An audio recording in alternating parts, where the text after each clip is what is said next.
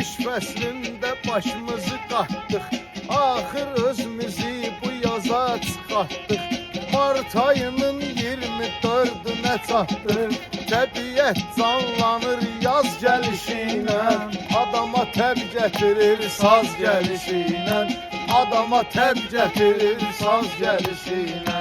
Təbiət canlanır yaz gəlişinə, adama təb gətirir saz gəlişinə.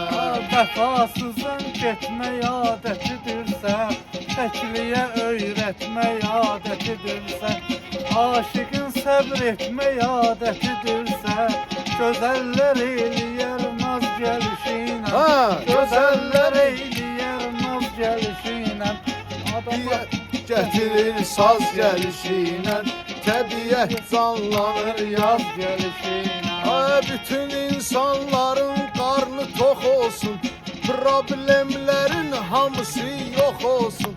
İstəyirsən əgər ruzu çox olsun, şükür elə ruzunun az gəlişinə, şükür elə ruzunun az gəlişinə.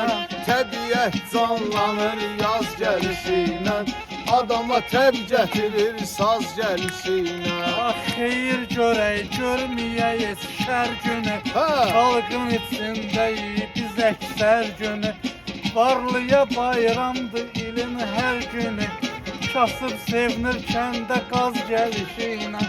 Kasım sevinirkən də qaz gəlişinə, təbiət canlanır yaz gəlişinə, adama təb gətirir saz gəlişinə.